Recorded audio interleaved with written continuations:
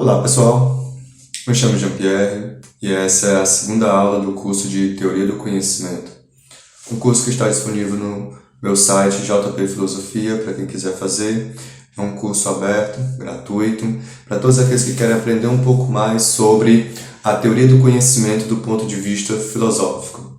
Nesse curso a gente está abordando tanto a filosofia antiga quanto a moderna e um pouco da filosofia contemporânea. Os tópicos principais relacionados à questão da teoria do conhecimento. Na aula de hoje, nós vamos falar sobre o conhecimento sofista.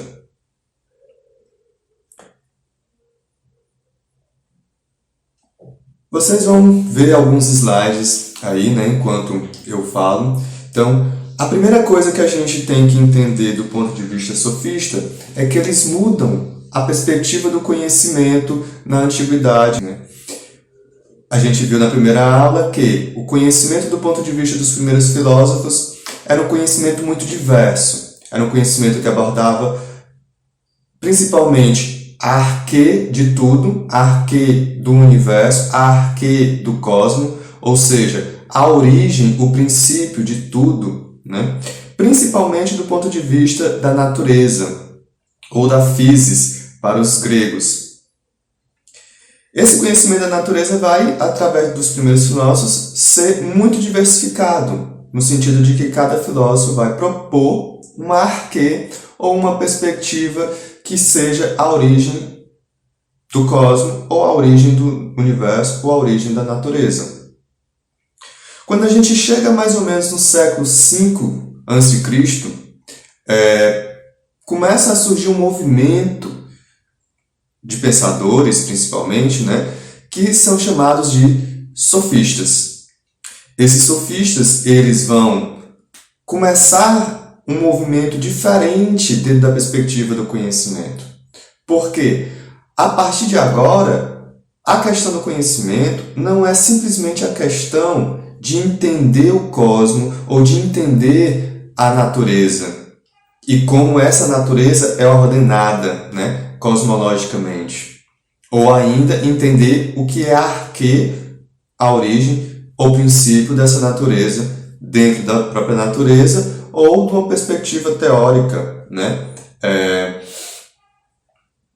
Nesse sentido, vai existir uma nova preocupação dentro da filosofia.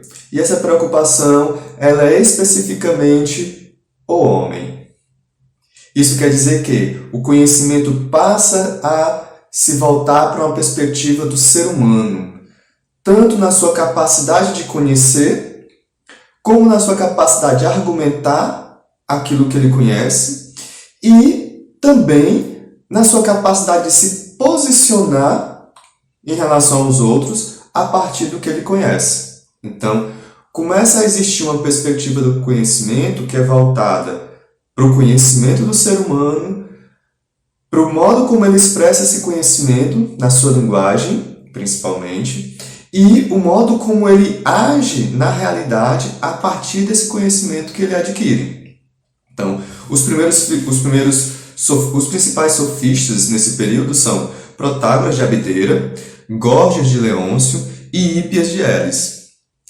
Cada um vai propor um modo de argumentar do ponto de vista do conhecimento e vai propor, claro, alguns conhecimentos que são importantes para serem adquiridos naquela época para que você atue na sociedade ou para que você seja um cidadão, um cidadão grego. Então, num primeiro momento, é importante a gente perceber que isso produz, o movimento sofista ele produz uma mudança radical na forma também de se aprender o conhecimento na Grécia Antiga. Por que isso? Porque até então o conhecimento ele era baseado ou na tradição familiar, tá certo? Aristocrática, grega, ou mais recentemente na tradição filosófica. No caso, a tradição filosófica dos primeiros filósofos que vão constituir algumas escolas, como a escola de Mileto, A escola eleática, a escola pitagórica e a escola atomista. Tá certo? Então, nesse caso específico, o que é que acontece? Do ponto de vista da tradição familiar, grega, aristocrática, esse conhecimento é passado naturalmente de pai para filho. Então, o pai ensina o filho aqueles conhecimentos básicos para ele lidar com a sua vida. Na medida em que surgem os primeiros filósofos, esse conhecimento passa a ser o conhecimento de cada filósofo sendo passado para os seus discípulos. E aí é um conhecimento, em alguns casos, bastante restrito, porque, por exemplo, no caso dos pitagóricos, existe toda uma preocupação mística em volta desse conhecimento também, e não é aberto a todos, né? No caso dos sofistas, muda essa perspectiva, porque os sofistas eles vão começar a se tornar os primeiros pedagogos de fato, né? Ou seja, eles vão começar a se preocupar com um conhecimento que é passado para todos, tá certo? Esse conhecimento que é passado para todos agora vai se tornar possível, né? Vai tornar possível que qualquer pessoa possa aprender isso que os sofistas tinham. Quando eu falei, no caso, por exemplo, de conhecimento tradicional, isso também implica a questão do conhecimento dos mitos a partir de Homero e de Hesíodo, que faziam parte justamente desse conhecimento tradicional. Algo que os sofistas também vão pegar. E algo que os sofistas também vão pegar do ponto de vista filosófico, né? Então, os sofistas eles vão pegar o conhecimento tradicional, pegar o conhecimento filosófico e eles vão criar uma pedagogia, ou seja, eles vão criar uma primeira grade curricular, entre aspas, de conhecimentos que são importantes que todos tenham para que se tornem cidadãos gregos. E claro, nesse momento aí, né, não existe uma instituição escolar que defina o que é esse currículo. Então, cada sofista vai fazer a sua própria abordagem do conhecimento e dos conhecimentos que são geralmente importantes de serem adquiridos. Então, eles vão ser considerados os primeiros pedagogos e vão ser chamados de sofistas porque a palavra sofista vem da palavra sophos, né, que seria sábio, que tem relação com a palavra sofia, sabedoria. Então, os sofistas eram esses sábios eram essas pessoas que sabiam alguma coisa, não sábios no sentido tradicional especificamente, né, na cultura tradicional, pura e simples, mas eles eram pessoas que sabiam sobre algo em relação a determinados conhecimentos, tá certo? Da natureza, dos mitos, e eles se preocupavam em passar esse conhecimento para os outros. Claro, nessa época vão começar a surgir as críticas aos sofistas, principalmente feitas por Sócrates, Platão e Aristóteles. Mas aí a gente vai tentar entender como é que é esta crítica e se essa crítica ela é realmente válida, ou em que sentido ela é válida, né? Se o conhecimento, do ponto de vista sofista, era um conhecimento que qualquer pessoa poderia adquirir, eles não se limitavam também a um determinado lugar para ensinar. Ora, na medida em que havia pessoas que queriam aprender com eles, eles ensinavam. Mas, na medida em que não havia essas pessoas no lugar onde eles estavam, eles se deslocavam para outros lugares. Até porque eles queriam também se tornarem bastante conhecidos e terem várias pessoas às quais eles ensinassem. Nesse sentido, eles se tornaram itinerantes, né? Então, pessoas que iam de cidade em cidade repassando o conhecimento que eles tinham. Eles não se fixavam em nenhum lugar nesse sentido.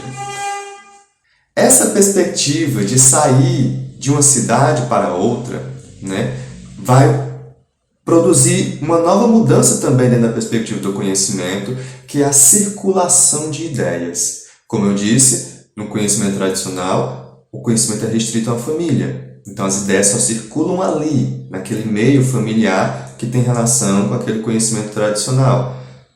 Na medida em que surgem os primeiros filósofos, esse conhecimento também se torna restrito à circulação de ideias somente entre as pessoas que fazem parte daquele círculo filosófico, aquela escola filosófica. Mas no caso dos sofistas, não. Essas ideias começam a circular de um modo mais livre em relação a todos na sociedade da época. E claro, é importante a gente entender que a sociedade em que os sofistas estão vivendo aí nesse momento é uma sociedade democrática, tá certo? Onde é possível essa circulação de ideias. Agora, isso vai gerar mais uma outra mudança dentro da perspectiva do conhecimento, que é o fato de que, se essas ideias circulam livremente na sociedade, isso quer dizer também que eu não sou obrigado a ter a mesma ideia que outra pessoa tem. Nesse sentido, eu posso contradizer o que outra pessoa diz. A gente viu lá no movimento filosófico dos primeiros filósofos, os pré-socráticos, que já existia isso, essa contradição, essa possibilidade de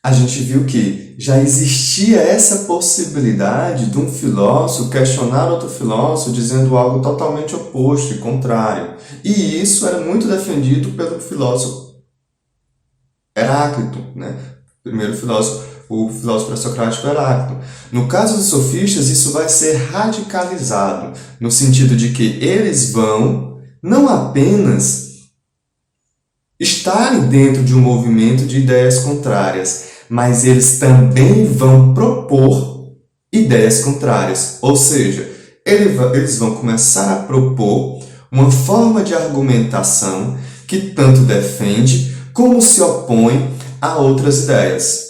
Eles vão começar a trabalhar, então, dentro de uma perspectiva da linguagem. É por isso que, dentro da perspectiva do conhecimento sofista, existe uma mudança na perspectiva do conhecimento que se volta para o ser humano, mas também uma perspectiva de mudança do conhecimento que se volta para a linguagem do ser humano, o modo como ele expressa esse conhecimento. E dependendo do modo como ele expressa esse conhecimento, ele se torna a favor de uma ideia ou contra essa ideia. E os sofistas eles vão começar a ensinar isso. Como é que você defende uma ideia? Como é que você se contrapõe à ideia dos outros? Então vai haver todo um processo de conhecimento baseado aí nessa formação das ideias, no modo como você trabalha elas e no modo como você expressa essas ideias. Percebam que isso produz uma mudança muito importante dentro da perspectiva do conhecimento, porque nesse sentido você pode adquirir um conhecimento particular sobre as coisas e você pode argumentar em relação a qualquer coisa do seu ponto de vista. Mas isso vai ter também outras consequências dentro nesse momento, que é o fato de que os sofistas começam também a cobrar pelo conhecimento. E, ao cobrarem pelo conhecimento, eles vão ser muito criticados, porque, do ponto de vista do conhecimento tradicional, do ponto de vista do conhecimento dos primeiros filósofos, a perspectiva de transformar o conhecimento numa mercadoria, ou num produto que é vendido para outras pessoas, isso de um certo modo, desvaloriza o conhecimento. E isso vai ser muito criticado, principalmente por Sócrates. O conhecimento, do ponto de vista até então, é algo livre, público. Mas, com os sofistas, ele se torna um pouco privado. Os sofistas cobravam abertamente e só ensinavam para aqueles que pagavam a eles? Não. Eles iam de cidade em cidade e, claro, propunham aulas públicas e faziam o que hoje em dia muitos artistas fazem no meio da rua, né, quando querem divulgar a sua arte. Eles passavam o chapéu. Claro, não passavam o chapéu propriamente dito, mas diziam, deixavam claro, quem puder, quem quiser contribuir caso esse conhecimento que eu esteja passando seja útil para você, pode contribuir com alguma quantia. Óbvio, os sofistas, eles não eram bobos. Eles precisavam sobreviver. E eles iam, principalmente, às grandes casas, as casas de pessoas que tinham poder econômico e político, para fazer essas aulas públicas. E ali, né, meio que, a partir do que eles diziam, do que eles davam em termos de palestras, ou explicitavam em termos de conhecimento, eles cobravam no sentido de que perguntavam a todos quem gostaria de pagar, né, pelo conhecimento que ele estava dispondo ali, mas isso era ainda também, né, de uma forma ali aberta para todos. Não era uma coação no sentido de que privada, mercadologicamente falando, de que eu só ofereço meu conhecimento se você pagar para mim. Então, existe essa dualidade dentro do conhecimento, dentro da área do ensino sofista. Era pago, sim, mas não necessariamente pago. Por exemplo, no caso de Sócrates, que era um crítico fervoroso dos sofistas, em diversos momentos, Platão, que é quem fala sobre os diálogos de Sócrates com os sofistas, com Górgias, com Protágoras, né, com Hípias, ele vai... Sócrates não paga nada. Sócrates vai lá para assistir às aulas e critica abertamente os sofistas naquele momento. Mas Sócrates vai fazer uma crítica muito séria a essa perspectiva de se pagar pelo conhecimento, né? Então, existe essa ideia de prostituição, no sentido de que o conhecimento não pode ser vendido como o corpo é vendido, né? Nesse sentido, podemos dizer que para Sócrates, todos nós professores somos prostitutos. Não é uma coisa muito legal de se dizer para a gente, né? Mas isso era o pensamento socrático. Esse é o pensamento tradicional de que o conhecimento não pode ser privatizado. O conhecimento deve ser público. Se você for pensar nisso, mas isso é um absurdo. Não. Bem, se você for ver hoje o que acontece na internet, isso está totalmente de acordo com o pensamento socrático, né? Você está tendo uma aula minha que ela é pública. Você tem acesso a aulas na internet, em vídeos de várias plataformas de redes sociais, ou que são públicos, não são cobrados. Alguns são cobrados? São, mas em geral o conhecimento aí é publicizado, né? Então, existe esse caráter particular, mas existe esse caráter público. Então, os sofistas eram considerados por Sócrates como mercenários do saber. É uma acusação séria, mas que, assim, deturpa um pouco essa expansão, ou essa possibilidade de expansão que os sofistas possibilitam no conhecimento. Do ponto de vista curricular, o que é ensinado pelos sofistas, né, temos principalmente conhecimentos que eram muito úteis para as pessoas naquela época e que ainda são também muito úteis hoje. Temos conhecimento da gramática, no caso, óbvio, a gramática grega, onde você tem que conhecer o domínio da língua, e aí quem não sabe grego para um grego, não pode expressar o conhecimento, ou seja, quem é ignorante do ponto de vista das palavras, do alfabeto grego, de como se escreve, como se pronuncia, como se fala, isso quer dizer que você não tem condições de argumentar, é uma deficiência sua que você deve aprimorar para que você possa argumentar alguma coisa. Quer dizer que você está errado em termos de ideias? Não, não está errado, tá certo? Mas do ponto de vista de uma argumentação, você vai demonstrar uma deficiência que para um grego isso não é de um certo modo bom. Retórica. Retórica é um dos momentos principais do ensinamento sofista. Dialética é aquele movimento de contradição de ideias, onde os sofistas ensinam a argumentar de modos diferentes, a favor e contra, defendendo uma ideia e sendo contra uma ideia. Aritmética, importante do ponto de vista do comércio, dos negócios.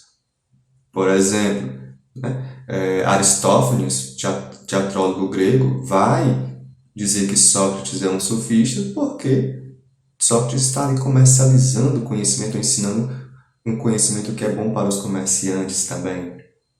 Astronomia, a questão cosmológica, que vem lá dos primeiros filósofos, que os sofistas também vão ensinar. E a música, algo também importante do ponto de vista matemático, porque, como já Pitágoras começava a pensar, a música se expressa de uma forma matemática, e aí também existe uma harmonia. Dois conhecimentos são importantes aí, dois conhecimentos são muito importantes do ponto de vista dos sofistas. Eu falei da retórica e não me detive muito nela, porque justamente tem esse momento do ensinamento sofista, que é o que define basicamente o movimento sofista, que é o conhecimento retórico e o conhecimento persuasivo. Ora, conhecimento retórico e conhecimento persuasivo é o conhecimento do ser humano, tá certo? É um conhecimento do ser humano que é expresso de alguma forma.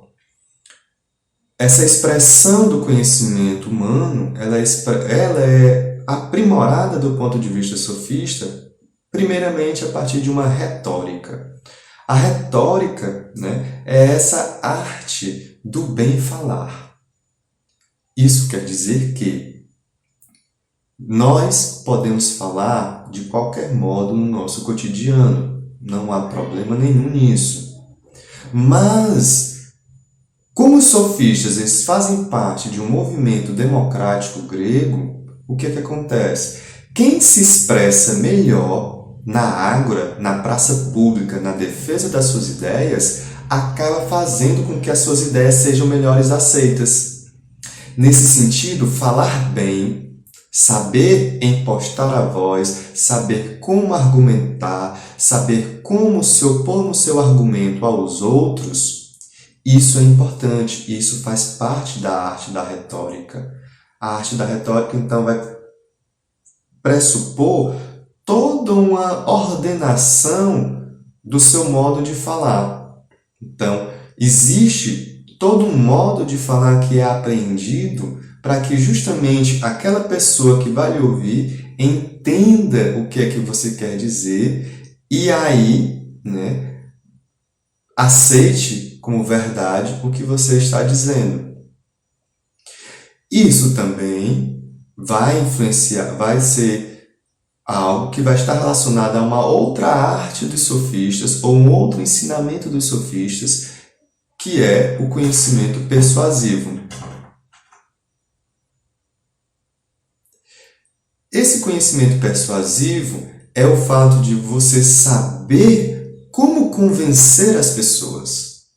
E aí, isso está diretamente relacionado ao produzir afetos, produzir sensações, produzir sentimentos, saber como lidar com o sentimento dos outros para, de um certo modo, orientá-los para aquilo que você quer que eles façam ou aquilo que você quer que eles aceitem, tá certo?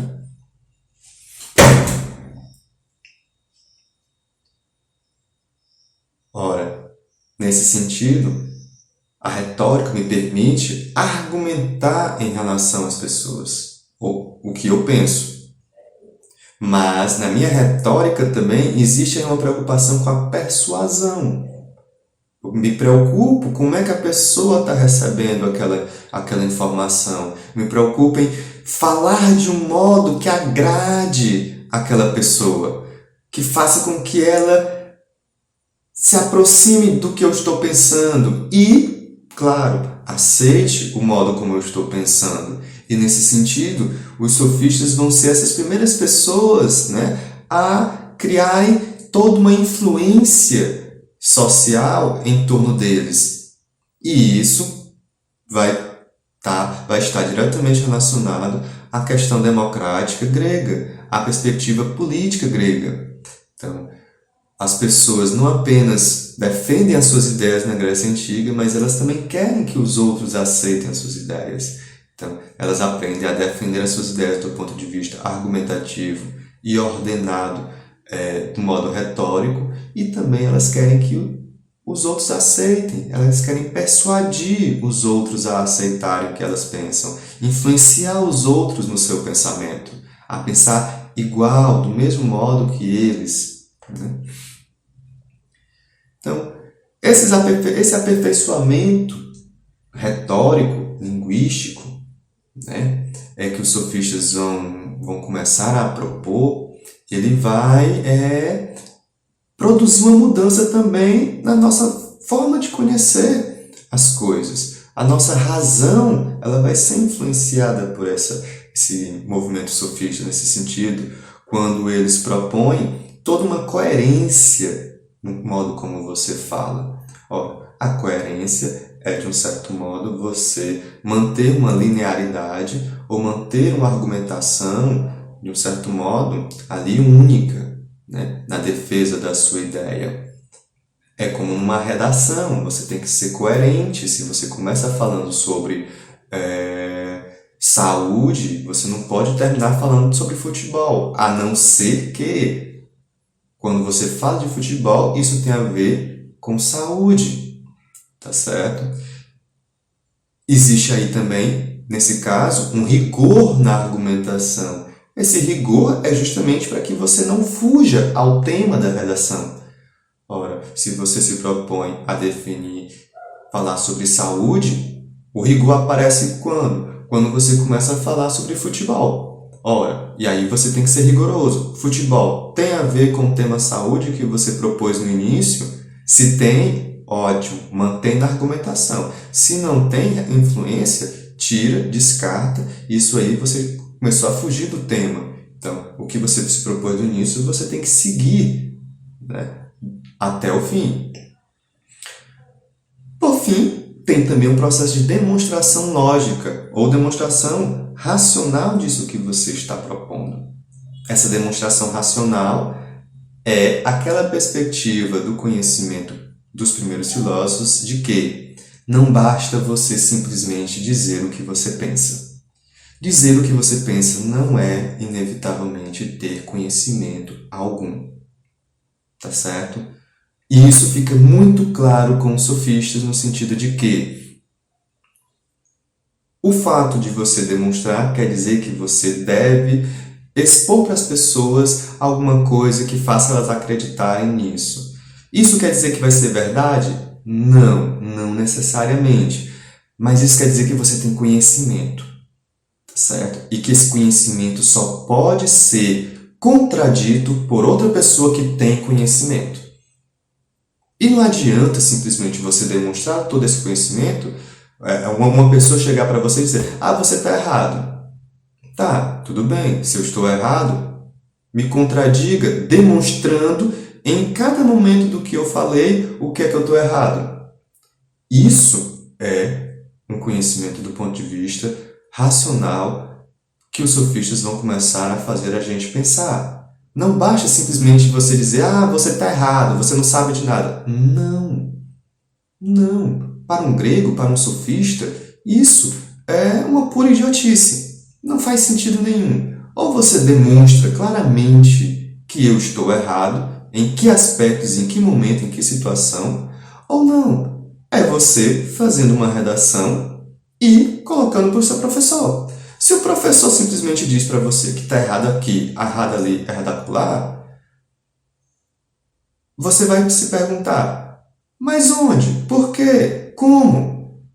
Né? Não adianta o professor dizer que está tudo errado. Não, o professor tem que mostrar, ó, aqui a sua ideia está confusa, aqui está errado. E isso é o que todos os professores aprendem a fazer, desde que os sofistas ensinaram isso, a se preocupar com cada parte do que você está dizendo para que você não seja contradito ou para que você contradiga os outros. Então, existe uma preocupação aí em prestar atenção no que é que o outro está dizendo para você se contradizer. Porque se você disser alguma coisa que não faz muito sentido, né, aí temos um problema que é o problema que vai existir entre os sofistas e Sócrates. Quando Sócrates vai começar a se contrapor aos sofistas de uma forma mais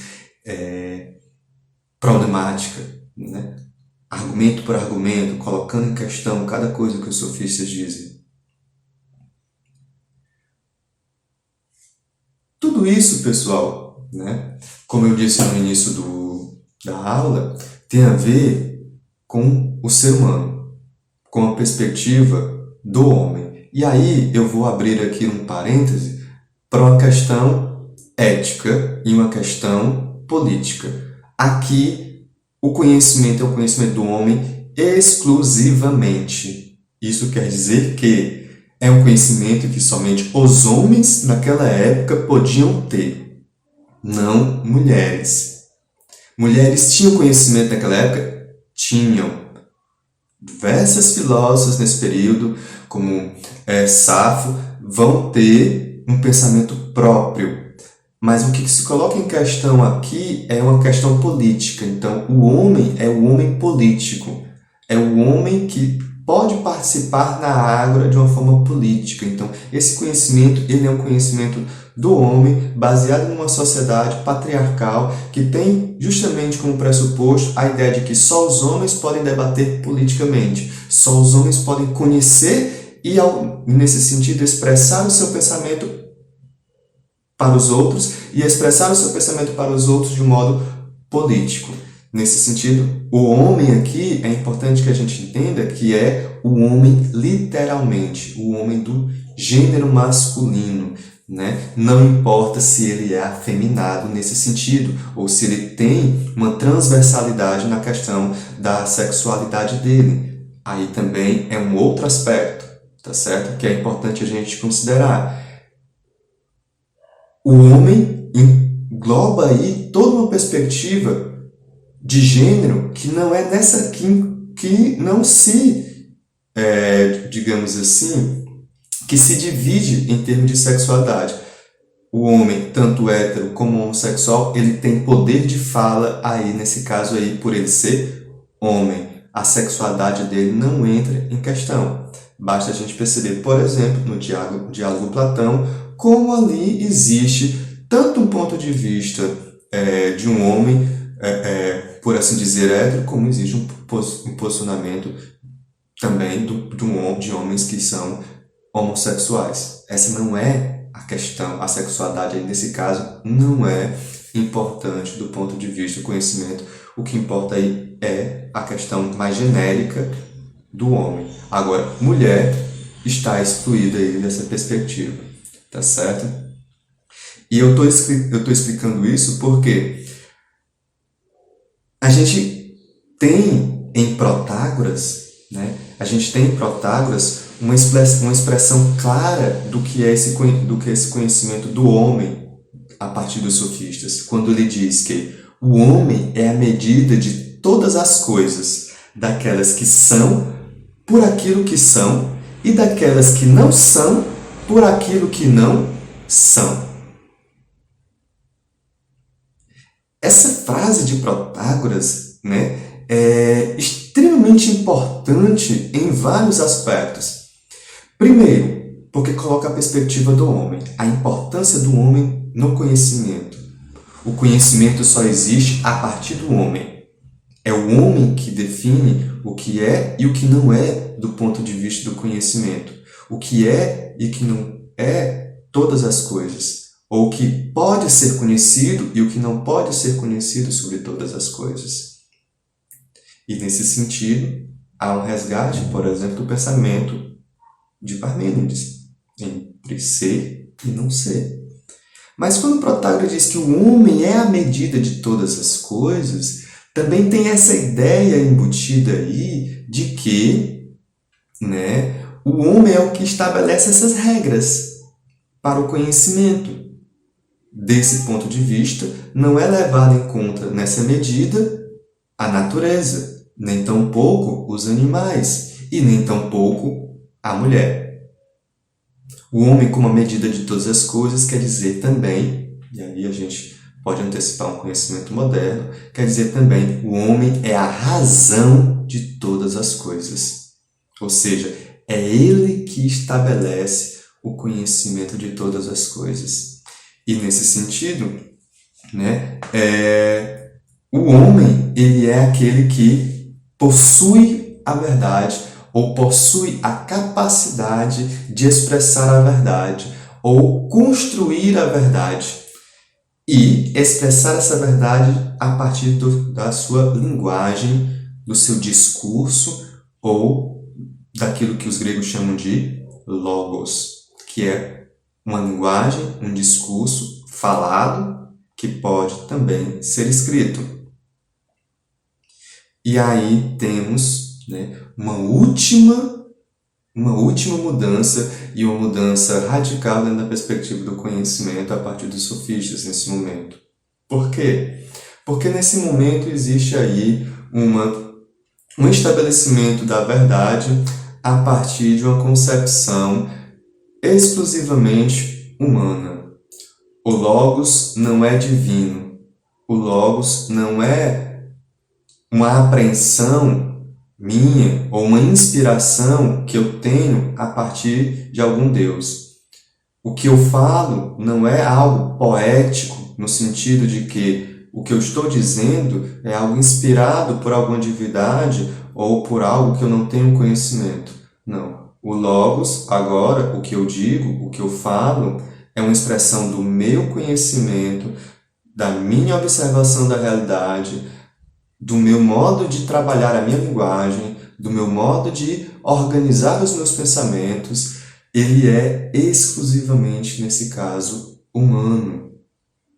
E aí também, radicalizando mais ainda essa perspectiva, temos a perspectiva da verdade como sendo uma verdade minha, exclusivamente minha, como indivíduo particular de um certo modo. Não existe uma concepção de indivíduo entre os gregos, mas existe a concepção de que eu expresso a minha ideia e você expressa a sua ideia e nós vamos debatermos as nossas ideias. Então existe a minha ideia, existe a sua ideia. Nesse sentido, existe uma particularização da ideia em mim.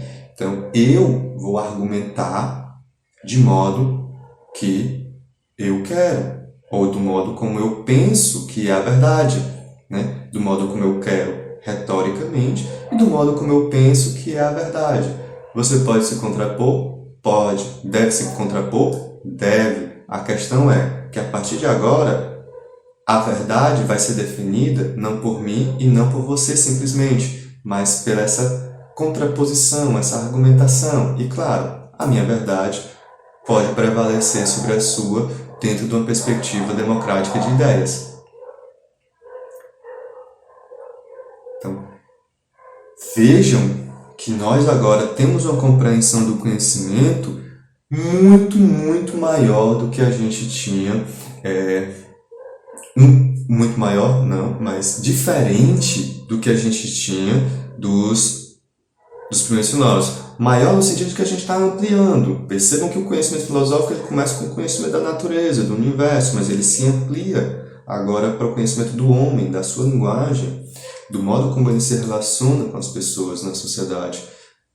Então, essa atuação sofista no conhecimento vai ser muito, muito importante para a gente compreender a nossa realidade, não apenas do modo geral, mas do modo político, né? Do modo como a gente atua na sociedade politicamente.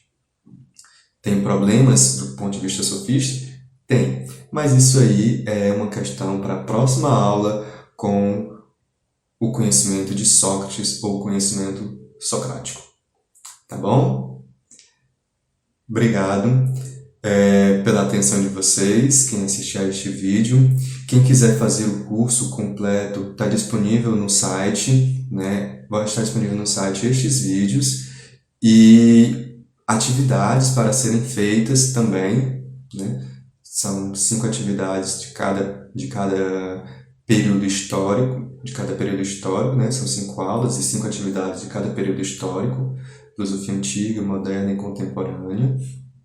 E ao final, quem tiver uma boa pontuação, né, uma média na pontuação, vai ganhar um certificado virtual do curso, né, a partir do JP Filosofia. Tá bom? Visite o site, siga a gente nas redes sociais e até mais!